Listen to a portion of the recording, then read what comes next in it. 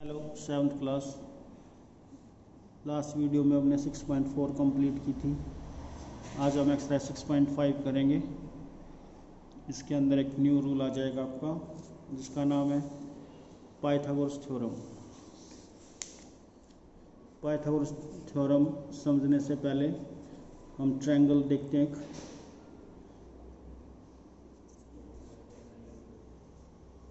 ये ट्रायंगल है, आपको मालूम है 3 साइड्स होती हैं।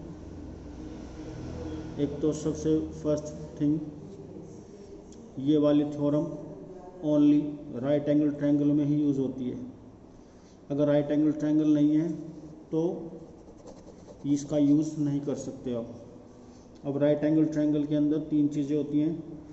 जो सबसे नीचे वाली साइड होती है उसको हम बेस बोलते हैं, जो 90 डिग्री पे एडजॉइनिंग दूसरी साइड होती है, जैसे कि ये 90 डिग्री इन दो लाइनों के बीच बन रहा है तो इसको परपेंडिकुलर बोल देंगे। और जो ये टेढ़ी वाली लाइन होती है, टेढ़ी साइड स्लांट हाइट, इसको बोलते हैं हाइपोटेन्यूज। ठीक है। अगर हम इस ट्रायंगल को इस तरह से मूव कर दें तब हमारा ये बेस हो जाएगा और ये परपेंडिकुलर हो जाएगा। हाइपोटेन्यूज नो चेंज रहेगा। ठीक है। जो पाइथागोरस थ्योरम है, बेसिकली हमें इन तीनों में से अगर 2 साइड्स मालूम है तो थर्ड साइड निकालने के लिए यूज़ होती है। रूल है इसका छोटे छोटे, वैसे तो मेन एक ही रूल है, लेकिन उससे हम कन्वर्ट करके 3 रूल्स बना लेते हैं। फर्स्ट आप देखो h square, h means hypotenuse equal to b, मतलब बेस स्क्वायर प्लस p यानी परपेंडिकुलर स्क्वायर। अगर हमें h हाइपोटेन्यूज निकालना है तो हमें बेस का स्क्वायर करना पड़ेगा, परपेंडिकुलर का स्क्वायर करना पड़ेगा। इनका स्क्वायर करने के बाद इनको ऐड कर देंगे तो h स्क्वायर आ जाएगा। इसी तरह अगर b स्क्वायर निकालना है तो h square minus p square. इसी तरह अगर p परपेंडिकुलर निकालना है तो h स्क्वायर, ये b स्क्वायर है, इसको माइनस में ले जाएंगे यानी माइनस b स्क्वायर। इन तीनों की हेल्प से आप h b p तीनों निकाल सकते हो। स्क्वायर कैसे हटाना है वो हम क्वेश्चंस में देखेंगे। ठीक है। तो आपको मेन ये 3 रूल्स लर्न भी करने हैं और इनको अप्लाई करना है। और अप्लाई तभी होगा जब आपको साइड्स के बारे में आइडिया होगा कि किससे क्या बोलते हैं।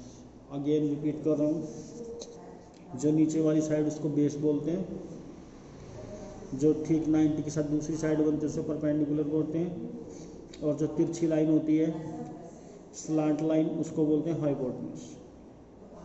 ओके। तो फर्स्ट क्वेश्चन है, P Q R is a triangle right angle at P. P के ट्रायंगल दे रखी है, पी पे 90 डिग्री का एंगल बना हुआ है, पी क्यू 10 है, पी आर 24 सेंटीमीटर है। हमें क्यू आर निकालना है। ये सारी चीज़ें हम लिख सकते हैं इन triangle P Q are. Angle P is 90 degree, P Q 10 and P R 24। हमें फाइंड करना है क्यू आर। जो चीज़ें गिवन थी हम एक रफ ट्रायंगल बनाते हैं। इस बात का खास ख्याल रखना, जिस एंगल पे 90 दिया हुआ है वहीं पे 90 लेना है। तो P पे 90 है, हमने P ले लिया। अभी आपकी मर्जी है कि R यहाँ लिखो, Q यहाँ लिखो, या Q को वहाँ भी लिख सकते हो, R को यहाँ भी लिख सकते हो। इससे कोई इम्पैक्ट नहीं आएगा।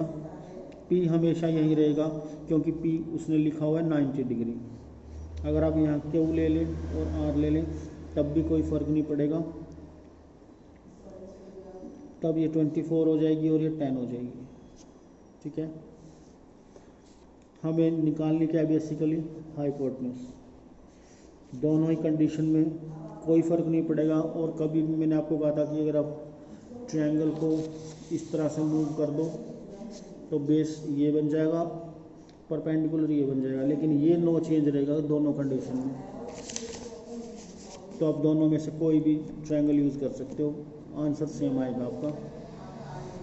इन triangle P Q R using Pythagoras theorem आपको लिखना है रूल है आपका H square equal to B square plus P square.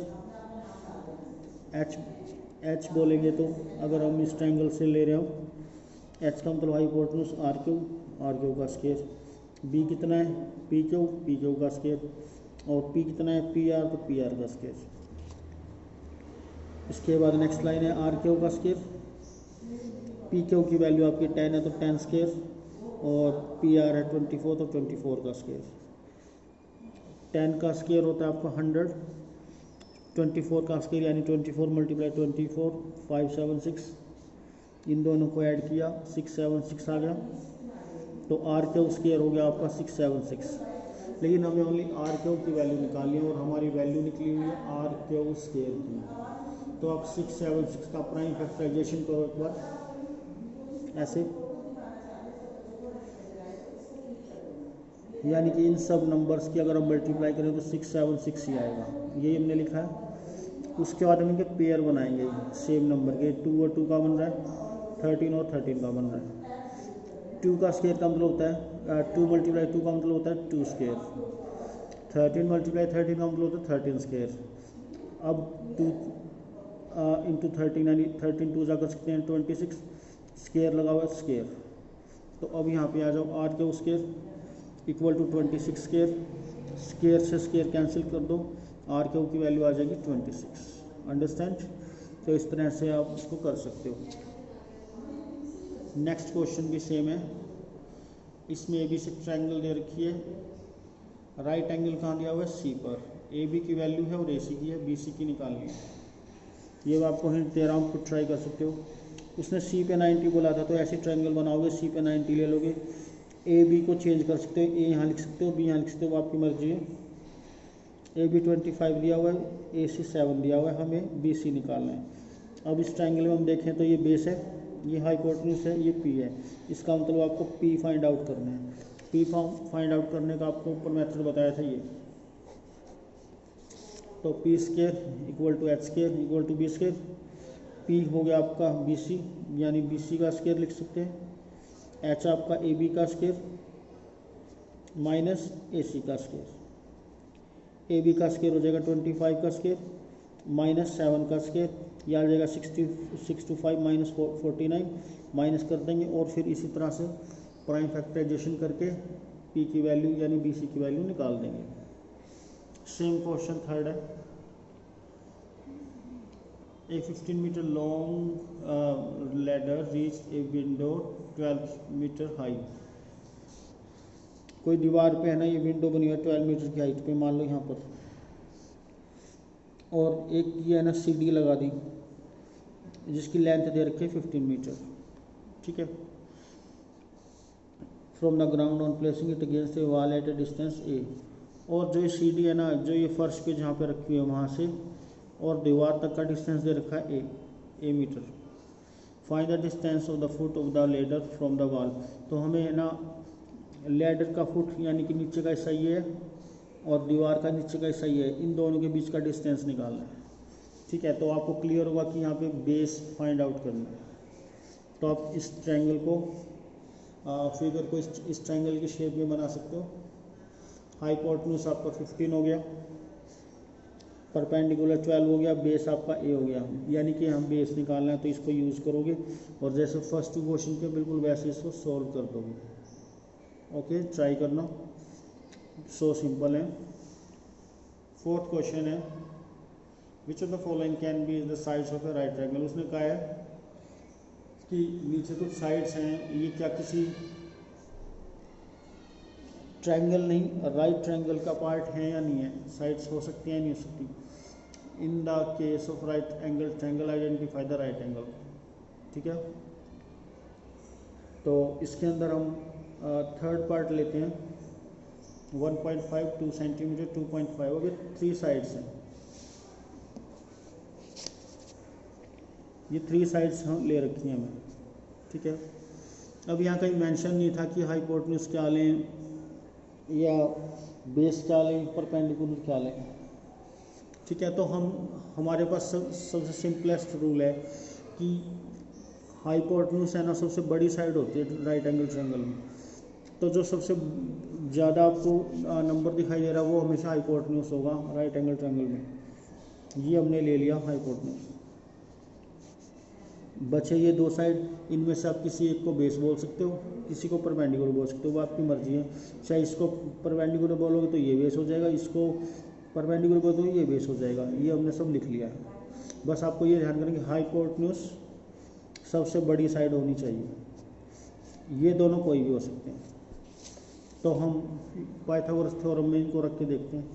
H square B square plus P square, H के प्लेस पे 2.5, बी के प्लेस पे ये वैल्यू रखी, पी के प्लेस पे 2 रखा, इसका स्क्वायर किया 2.5 को 2.5 से मल्टीप्लाई किया ये आया, 1.5 को मल्टीप्लाई किया ये आया, 2 को मल्टीप्लाई किया 2 का स्क्वायर किया तो 4 आ गया।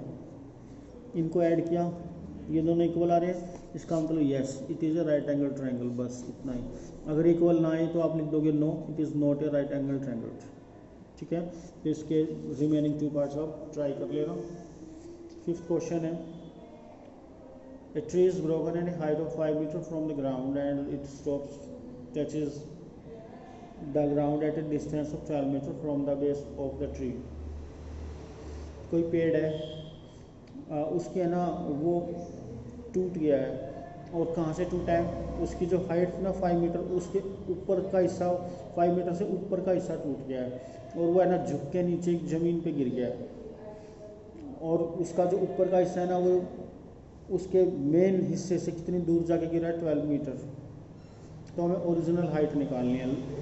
इसको ऐसे समझोगे, मान लो कि पहले हमारा पेड़ यहाँ तक था, यहाँ तक, ठीक है, हवा चली या आंधी आई कुछ भी हुआ, इतना हिस्सा ये टूट के है ना ऐसे नीचे को गिर गया यूँ, और वो है ना ऐसे गिर के यहाँ आके गिर गया। अब लगा तो यहाँ हुआ था पेड़, लेकिन इसका ऊपर का हिस्सा गिर के यहाँ आ गया।